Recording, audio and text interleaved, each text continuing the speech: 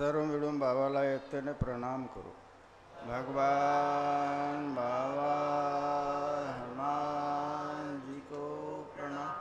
महान त्यागी बाबा जुमदेव जी को प्रणाम. परमात्मा एक. नमस्कार.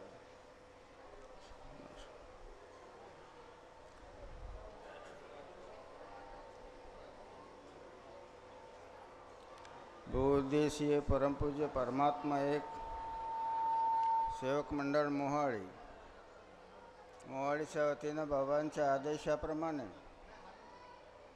आज दरवर्षीप्रमाणे बहुउद्देशीय परमपूज्य परमात्मा एक सेवक मंडळ मोहाळीमध्ये 30 जानेवारीला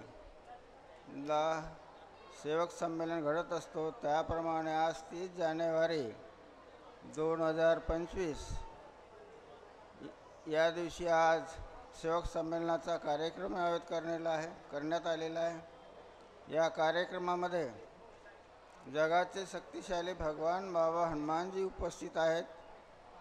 महान त्यागी भगवान बाबा हनुमानजीला माझा प्रणाम. सर्वांचे सद्गुरू महान त्यागी बाबा जुमदेवजी आत्मशक्तीने आपल्या या कार्यक्रमामध्ये उपस्थित आहेत. महान त्यागी बाबा जुमदेवजीला माझा प्रणाम. सर्वांची मातोश्री वाराणसी आई ठुमरीकर आपल्या या कार्यक्रमात उपस्थित आहेत. आईला माझा प्रणाम. आजच्या कार्यक्रमाच्या उद्घाटिका बहुउद्देशीय परमपूज्य परमात्मा एक सेवक मंडळ मोहाळीच्या आध्यात्मिक प्रमुख प्रचार व प्रसारिका सौ लताबाई दिलीपजी बुर्डे मुक्काम कांद्री आजच्या या आपल्या कार्यक्रमामध्ये उद्घाटिका म्हणून उपस्थित आहेत. त्या ताईला माझा प्रणाम. बहुउद्देशीय परमपूज्य परमात्मा एक सेवक मंडळ मोहाळीमधील सर्व संचालक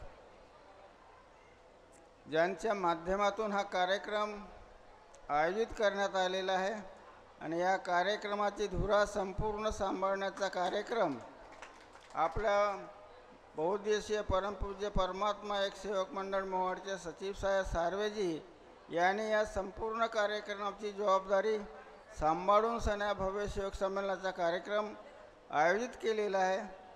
त्यांना त्यांच्या परिश्रमाबद्दल मी भगवान बाबा हनुमानजीला सद्बुद्धी मागतो. त्याचप्रमाणे बहुउद्देशीय परमपूज्य परमात्मा एक मंडळाचे सर्व संचालकगण ज्यांचे मार्गदर्शन झाले त्यांनी सर्वांनी त्यांचं नाव घेतलेलेच आहेत. परंतु आदरणीय कार्यकर्ते बाहेर घालून आलेले बावनकुळेजी धनसूरजी जे ॲडव्होकेट ताळगाव यांनी आपल्यासमोर मार्गदर्शन केलेले आहे ते उपस्थित आहेत. त्यांना माझा नमस्कार. मंडळाचे सर्व कार्यकर्ते उपस्थित असलेले सर्व सेवक बंधू भगिनी बालगोपाल या सर्वांनाच माझा नमस्कार.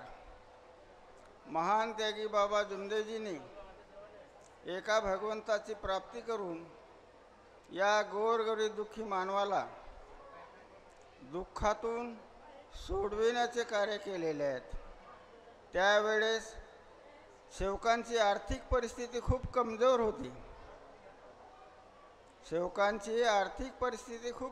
होती.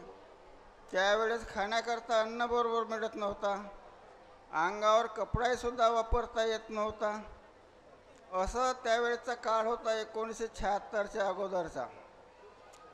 आणि त्यावेळेस महान त्यागी बाबा जुमदेवजींनी आर्थिक अडचण दूर करण्याकरता म्हणून जे उपस्थित सेवक होते त्यांच्याकडून 8 आणे 4 आणे रुपया 5 रुपये जसे जनते तसे गोळा करा आणि खजिना तयार करायचा म्हणून त्यावेळेचा रिझर्व्ह बँकेचा नियम होता का 50,000 रुपये जर तुम्ही केल्या तुम्हाला रिझर्व्ह बँक शाखा देत होते.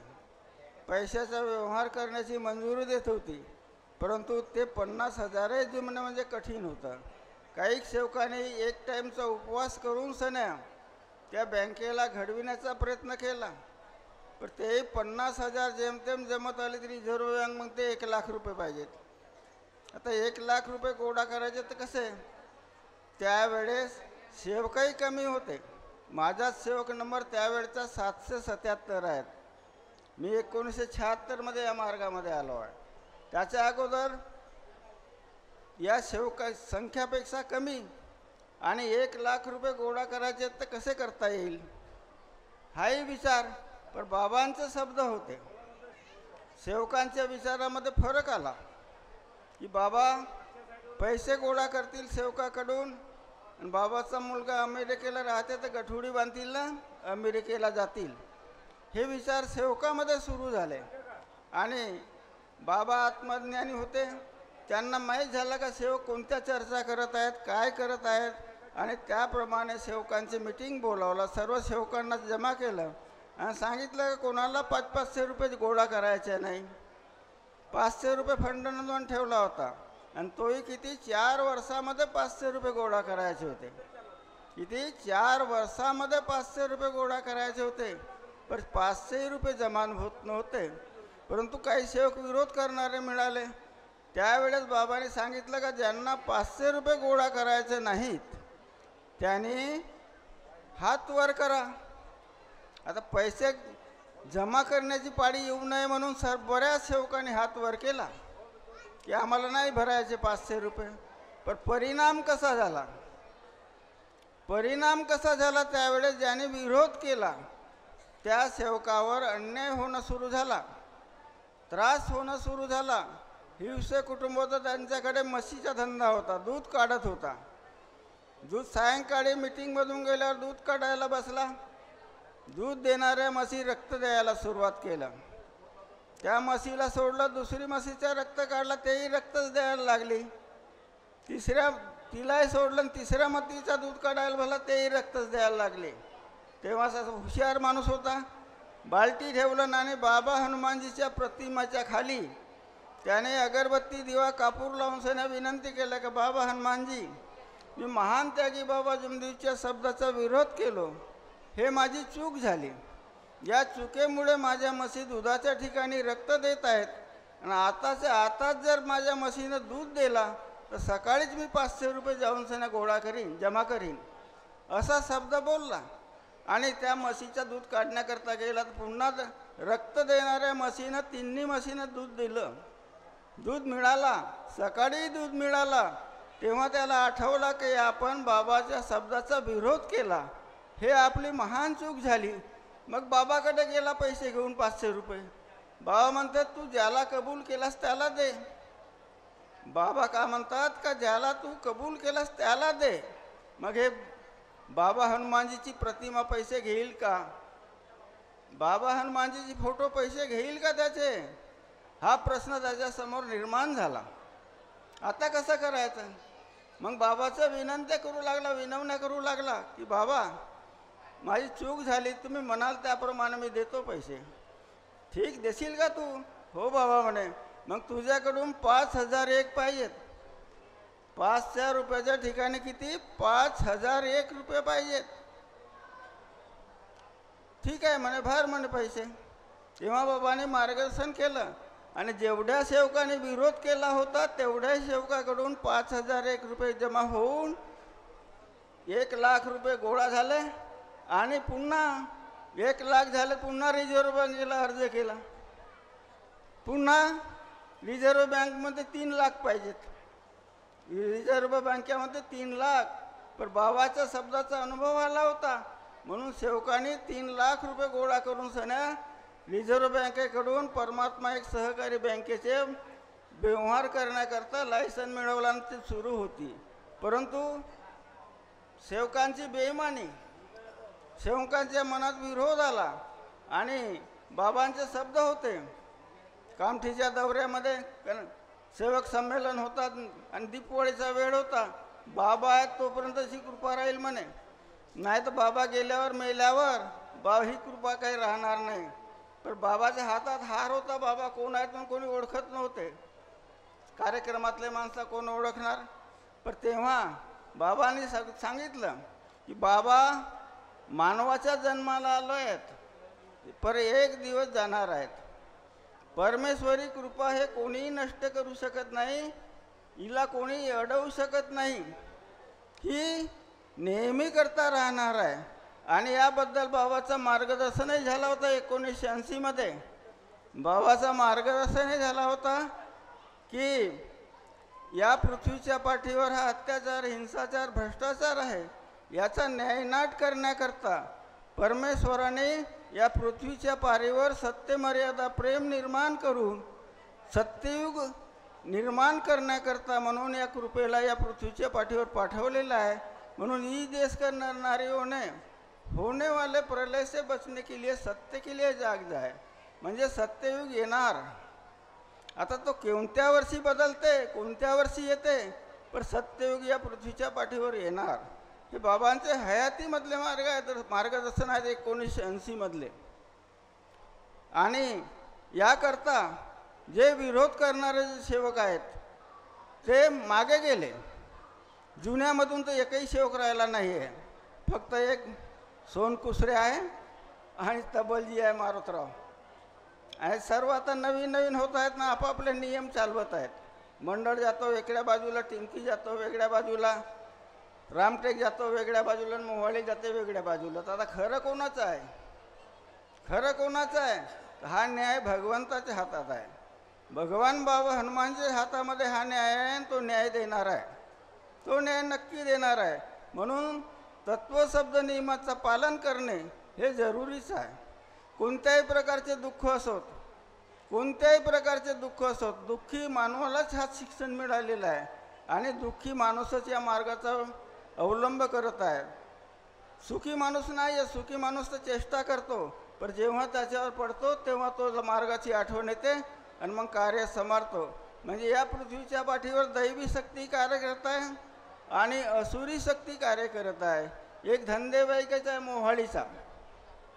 मोहाळीचा हा धंदेवाईक. त्याच्याकडे घराच्या चारही भोवताला कॅमेरे लावलेले आहेत.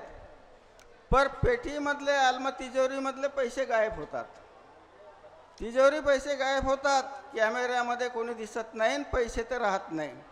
असा अनुभव या गावचा आहे मोहाळीचा. म्हणजे दैवी शक्तीच्या पुढे असुरी शक्ती टिकत नाही आणि असुरी शक्ती पैसे पेटीतून नेत आहे. म्हणून त्याला भगवंताच्या कार्याची आठवण आली. परमेश्वराचे इकडे धाव घेतलं, आला होता माझ्याकडे तो. त्याला सांगितलं कुटुंबाची एकता आवश्यक आहे. दोघे भाऊ आहेत, तर दोघांची एक विचार असतील तर हे असुरी शक्ती दूर होऊ जाते. मतभेद असली तर असुरी शक्ती जात नाही आणि या मार्गाची बदनाम कराल. म्हणून पहिले एकता करा आणि त्याच्यानंतर मग या मार्गाचा स्वीकार करा. म्हणजे या वातावरणामध्ये भगवंताची कृपा सुरू आहे, परमेश्वरी शक्ती आहे आणि असुरी शक्तीसुद्धा आपले कार्य करत आहे. हा अनुभव आहे. म्हणून या मार्गामध्ये TB वाले आहेत, कॅन्सरवाले आहेत, महारोगी आहेत, पोलिओवाले आहेत, खोडवाले आहेत, भूतबाधावाले, या सर्वच प्रकारचे रोगी या मार्गामध्ये आलेले आहेत आणि सुखाने जीवन जगत आहेत. आणि मार्गात आल्यावर जे व्यसन करतात तो कुटुंब पुन्हा मागे गेलेला आहे, जातही आहे. म्हणून तिसऱ्या नियमामध्ये म्हटलेलं आहे, दारू, टॉनिक, सट्टा, जुवा, लॅटरी, पटाची होड, कोंबड्याची खाती, चोरी करणे, राग आणणे, खोटे बोलणे, हे जर व्यसन करायला लागले तो कुटुंब पुढे जाऊ शकत नाही, मागे येतो. कमाईचा पैसा, मेहनतीचा पैसा दुसऱ्याच्या दारामध्ये जातो. म्हणून या मार्गामध्ये व्यसनं बंद झालेले आहेत. आणि मर्यादा जर तोडून सने वागलं त्याचा परिणाम वेगळा होतो. आमच्याच गावचा अनुभव होता. एक व्यक्ती झांजी बांधण्याचं काम करत होता. त्या दुसरी बाई आली, ते कसे करता का? तो बोलला नाही. त्याची पत्नीच म्हणते माझी मरणाची सकुरी बांधते म्हणते. सायंकाळनं ते बिमार पडली, आजारी पडली आणि चालू शकत नव्हती. बाजेवर बसली तर बाज हालत होती. असा हा प्रकार ताबडतोब घडला त्या बाईवर. आणि पती घरी नाही तर आता कसं करायचं? मग कार्यकर्त्याची आठवण, त्याची माफी मागितलं तर चांगलीही झाली. हे असे अनुभव आहेत. म्हणून सर्व प्रयत्न करूनही काही उपयोग नाही. कामधंदा सर्व त्याचा बंद झाला होता. मग आता या मार्गाचा एक सेवक त्या गावामध्ये आग्रह झाला होता. त्याच्या ठिकाणी मार्गदर्शन करण्याकरता गेला आणि तो त्या ठिकाणी आला. मग आल्याच्यानंतर सांगितलं, महारोगहीसुद्धा आमच्या ठिकाणी चांगला होऊ शकते, पण तत्वशब्द नियमाचं पालन करणाऱ्यावर अवलंबून असतो. त्याने पालन करण्याचं वचन दिलं. त्याचे हे असे वाकलेले बोटा होते हे सरळ झाले. पायातून पस निघत होता तोही बंद झाला आणि आजही तो जिवंत आहे. लिल्हारे कुटुंब, लहान खमारी, चोर खमारी म्हणतात त्या ठिकाणचा. त्याच खमारीचा दुसरा अनुभव आहे. 1.25 लाख म्हणून तो आपल्या बहिणीच्या गावाला जातो. म्हणा पत्नी विरोध करत होती की जाऊ नको म्हणे तो, पर बहिणीचा गाव सोडणार का, जाणार नाही का, रिश्तेदारी तोडेल का, आणि तो गेला. त्यावेळेस तिच्या मुखातून शब्द निघाले की तू जाता दिस पर येता दिसूच नको. हा शब्द चांगला असेल का? त्याचा परिणाम 2-4 दिवसाच्या नंतर आल्यावर तिच्या मनात राग तयार झाला. तिच्या मनामध्ये राग तयार झाल्यानंतर रागाचा परिणाम तिचा तोंडही वाकडा झाला, हातपाय ढिले पडले. 15 दिवस राहिले का 1 महिना राहिली गेली, चालतीच झाली. कोणाला पाहिलं? लहान मुलगा होता तो. त्यावेळेस हयातीमध्ये बाबाचे दौरे बंडी खाचराचे होत होते. त्यावेळेस त्या लहान मुलाला घेऊन शिशीत दूध घेऊन सणा तो येत होता. आणि आजही त्याचे मुलगा 3 आहेत. 3ही मुलांचे लग्न झालेले आहेत. असं बाबांच्या शिकवणीमध्ये एवढी ताकद आहे की जर तत्वशब्द नियमाचं पालन जर केलं नाही आपण तर कोणत्याही प्रकारचे दुःख समोर येतात. म्हणून पालन करणे हे जरुरीचं आहे. पोलिओसुद्धा आपल्या मार्गामध्ये चांगला झालेला आहे. पोलिओवाला केस आहे बेल्याचा, गोवर्धनजी बोरकर यांच्या मुलीला पोलिओ होता. ज्या ठिकाणी ठेवलं त्याच ठिकाणी ते राहत होते. हात नाही, पाय नाही, काही नव्हती हलवत, फक्त जागच्या जागीच राहत होती. परंतु मार्गाचा स्वीकार करण्याकरता आला. त्याला सांगितलं का हे बंधन पाळावं लागते. मी बाबाला विचारून येतो नागपूरला. त्यावेळेस मी नागपूरला गेलो आणि बाबाला विचारलो. गुरुजी म्हणे पोलिओची केस हे कठीण आहे. आपण कार्यात गेलं, मार्गात दिलं आणि त्यानं जर बंधनाचं पालन केलं नाही तर हे दुःख दूर होणार नाही. म्हणून जोपर्यंत आपला माणूस खास हे बंधन पाळत नाही आणि तो रोगी चांगला होत नाही तोपर्यंत पोलिओ आपल्या मार्गामध्ये चांगला झाला हे आपल्याला सांगता येत नाही. असं बाबाने मार्गदर्शन केलं त्यावेळेस. आणि तिथून मार्गदर्शन ऐकून गावी आल्यावर तो आला व्यक्ती. त्याला सांगितलं तुला जर हे बंधन पाळावायचे असतील तू बाबाकडे जा, तुला बंधन पाळावायचे असतील तर बाबाकडे जा. तो दोघेही पती पत्नी बाबाकडे गेले आणि बाबाला शब्द दिला का आम्ही बंधनाचा पालन करू. त्याप्रमाणे कार्याला सुरुवात केलं त्यांनी. त्या मुलीमध्ये कार्याला सुरुवात झाल्यावर हळूहळू थोडी सुधारणा होऊ लागली. पण कार्याला सुरुवात केल्यावर त्या मुलीच्या अंगामध्ये खूप ताप, परमेश्वराने तिला खूप ताप दिला. औषध खाऊ शकत नव्हते, पाजवू शकत नव्हते. परंतु मरे या जी भगवत नाम पर या विचाराप्रमाणे त्यांनी कार्य घडवलं आणि त्या मुलीच्या अवयवामध्ये थोडा थोडा फरक पडला. आणि प्रत्येक वेळेस ज्या वेळेस कार्य घेण्याकरता येत होता त्यावेळेस प्रत्येक वेळेस त्या मुलीला खूप ताप आणि ताप आल्याच्या नंतर तिची अवयवामध्ये सुधारणा. असा करता करता ते हळूहळू हात धरून चालायला लागली, बाजाला धरून उभी व्हायला लागली, मोठी झाली, चांगली झाली आणि शाळा शिकून लग्न होऊन आपल्या घरीही गेली. हे अनुभव करणाराचे आहेत आणि न करणाराचे अनुभव तुमच्या पुढे सांगत आहेत. आणि आपल्याला महान त्यागी बाबा जुमदेवीच्या मार्गदर्शनाची आवश्यकता आहे. अनुभव तर पुष्कळ आहेत बंधू, संपत नाही एवढे आहेत. परंतु आपल्याला एकाच व्यक्तीचे अनुभव न ऐकता महान त्यागी बाबा जुमदेवजी 2004 मध्ये आत्मबोलाने आलेले आहेत. 2004 मध्ये आत्मबोलाने आलेले आहेत. त्यावेळेस एक त्या कांदरी गावामध्ये यात्रा सुरू होत होती. खूप सेवक जमा होत होते. परंतु हळूहळू परमेश्वराने जागविण्याचं कार्य केलं. त्यांचे जुने अनुभव सांगत गेला. परंतु शेवटी ते विसरले. शेवटी ते विसरत गेले. पर परमेश्वराला समोर आणायचंच होतं त्या कुटुंबाला. लताबाईच्या कुटुंबाला, तर हळूहळू आज त्यांचं कुटुंब तुमच्या पुढे दिसत आहे.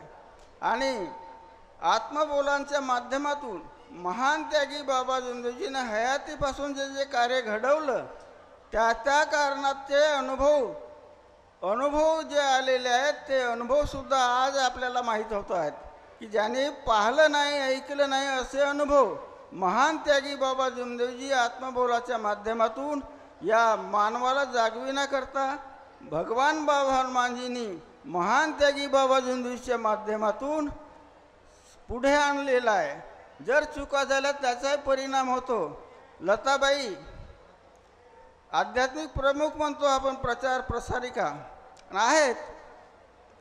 त्यांच्या कुटुंबात त्यांची मुलगी जे आता गायन करतो तुमच्या पुढे जे मुलगी गायन करते, ते मुलगी रक्ताच्या उलट्या करत होती. रक्तामधून बोटाचे सारखे असे जंतू पडत होते. बोटासारखे असे जंतू पडत, जिवंत मेलेले नाही. आणि या तुमसरपासून तर नागपूरपर्यंत औषध उपचार केला, पर या रक्ताच्या उलट्या बंद नाही होऊ शकल्या. रक्ताच्या उलट्या बंद नाही होऊ शकल्या. शेवटी परेशान झाले. पैसा संपला. तर दिलीपजी बुर्डे, लताबाईचे पती, हे ट्रॅक्टर चालवत होते. मग ट्रॅक्टर सोडला. पडवळे फेडरेशनचे अध्यक्ष पडवळे साहेब यांची गाडी चालवत होते. हे कधी कधी घेतही असतील, त्यांना माहीत. परंतु त्यांच्या सहवासात असणाऱ्यांना माहीत होता की पडवळे साहेब हे दारू घेतात ना, त्यांची तुम्ही गाडी चालवता, त्यांच्या पैशाने तुम्ही भोजन करता, हे बरोबर नाही. तुम्ही ढबाले गुरुजीला सांगितलं का? तर नाही म्हणे. जा म्हणे, सांगा म्हणे. तो धोपला गाडी घेऊन गेला होता. आणि तेथून आल्याच्या नंतर त्या शिवानी ताईला घेऊन मोरगावला आला. एका शिशीमध्ये बाटलमध्ये रक्त जंतू घेऊन सण्या. आता रक्त तर जमिनीवर गेला, पण तो फडफडत होता, त्याला शिशीमध्ये टाकून सण्या घरी घेऊन आला आणि दाखवायला लागला.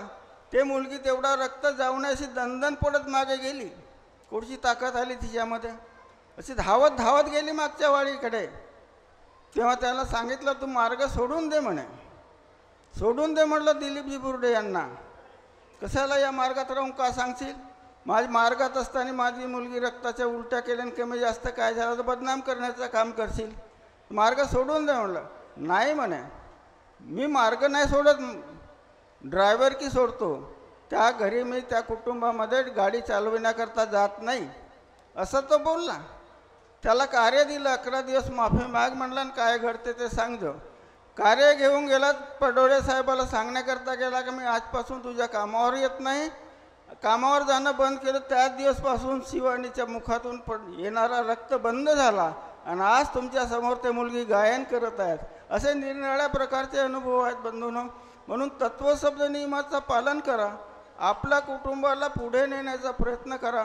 आणि कोणी जर मार्ग घेण्याकरता येत असतील तर त्यांना मार्गदर्शन करू शकता, अशी शक्ती भगवान बाबा हनुमानजींनी प्रत्येक सेवकाच्या आकारात दिलेली आहे. प्रत्येक सेवकाच्या आकारात दिलेली आहे. म्हणजे सजीवामध्ये ही शक्ती 24 तास वास करत आहे. अशी महान कृपा महान त्यागी बाबा जोंधळीजींनी आपल्याला दिलेली आहे. अध्यक्ष म्हणून आजच्या प्रसंगी एवढेच बोलून आपले 2 शब्द पूर्ण करतो. बाबांना नमस्कार, सर्वांना माझा नमस्कार.